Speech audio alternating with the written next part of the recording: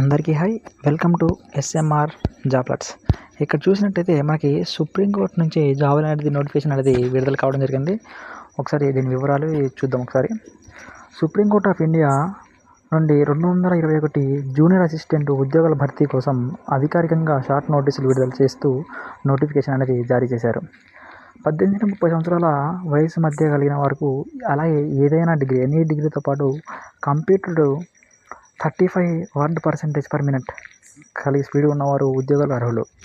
Okay, దీని యొక్క వివరాలు మనం మొత్తం చూసినట్టయితే ఒకసారి పోస్టుల వివరాలు, వాటి అర్హత చూసినట్టయితే సుప్రీంకోర్టు ఆఫ్ ఇండియా నుండి 241 జూనియర్ అసిస్టెంట్ ఉద్యోగాల భర్తీ కోసం అధికారికంగా షార్ట్ నోటీసు విడుదల చేస్తూ నోటిఫికేషన్ అనేది జారీ చేశారు.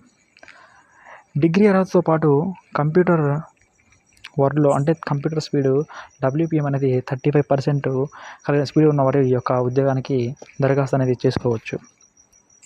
అలాగే సుప్రీంకోర్టు ఇక్కడ చూసినట్టయితే అప్లికేషన్ తేదీలు కూడా ఇక్కడ ఇవ్వడం జరిగినది. Supreme court of India 241 junior assistant పోస్టుల షార్ట్ నోటీసులు డిసెంబర్ 18 నుంచి జారీ చేయడం జరిగింది. అంటే ఇది డిసెంబర్ 18 నుంచి గత వారం నుంచి ఇది నోటిఫికేషన్ జారీ అయింది. ఇది మనకి అప్లికేషన్ ప్రారంభం ఆఖరి తేదీ అయితే ఇవ్వలేదు. మనకి అప్లికేషన్ డేట్ అనేది ఇచ్చారు, అంటే ప్రారంభ తేదీ ఒకటే ఇచ్చారు, చివరి తేదీ అనేది లేదు. ఇంకా దీనికి అప్లై చేసుకోవడానికి మనకి ఇంకా వీలుగా ఉంది. అలాగే ఇక్కడ ఏజ్ చూసినట్టయితే 31 డిసెంబర్ 2020 నాటికి, అంటే ఈ సంవత్సరం చివరి నాటికి 18 సంవత్సరాల నుంచి 30 సంవత్సరాల మధ్య వయసు కలిగిన అభ్యర్థులు దరఖాస్తు అనేది చేసుకోవచ్చు.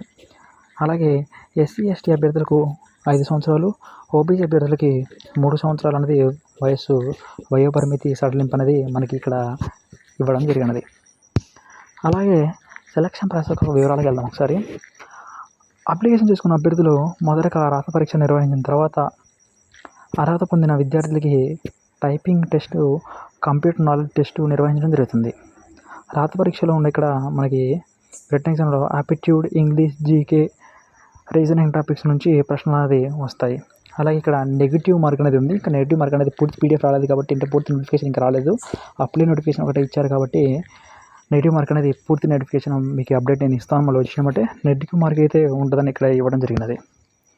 అలాగే ఇక్కడ జీతం చూసినట్టయితే కోర్టు ఉద్యోగాలకు ఎంపికైన అభ్యర్థులు నెలకు 60,000 జీతం చెల్లిస్తారు. అన్ని రకాల అలవెన్స్లు, TA, DA, HRA వంటివి, అలాంటి అలవెన్స్లు అంటే హౌస్, ఇలాంటి అలవెన్స్లు, హౌస్ అలవెన్స్, హాస్పిటల్, ఇలాంటి అలవెన్స్లు మొత్తం మనకి చెల్లించడం అనేది జరుగుతుంది. అలాగే ఇక్కడ మనకి కావాల్సిన సర్టిఫికేట్స్ చూసినట్టయితే కోర్టు ఉద్యోగాలు దరఖాస్తు చేసుకోవడానికి మనకి డిగ్రీ అర్హత కలిగింది కాబట్టి డిగ్రీ మార్క్ మెమో కావాలి. అలాగే స్టడీ సర్టిఫికేట్స్ అనేవి ఉండాలి.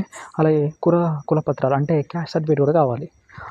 ఇక్కడ డిగ్రీ అర్హత అంటే డిగ్రీ మెమో, అలాగే స్టడీ సర్టిఫికేట్స్ అన్నీ మనం చదివి దగ్గర పెట్టుకుంటే మనకి చాలా ఉపయోగంగా ఉంటుంది. అలాగే కుల ధృవీకరణ పత్రాలు అనేది ఇక్కడ మనకి ఈ యొక్క జాబ్కి ఎంపిక చేసుకోవడానికి మనకి వీలు ఉంటుంది. సుప్రీంకోర్టు జాబ్స్ ఇండియా నుంచి అండి విడుదలైన జూనియర్ అసిస్టెంట్ చాలా మంచి పోస్టులు, మీకు చాలా వీలు ఉంటాయి. అర్హత కలిగిన అభ్యర్థులు అప్లై చేసుకుంటే చాలా బాగుంటుందండి. All the best.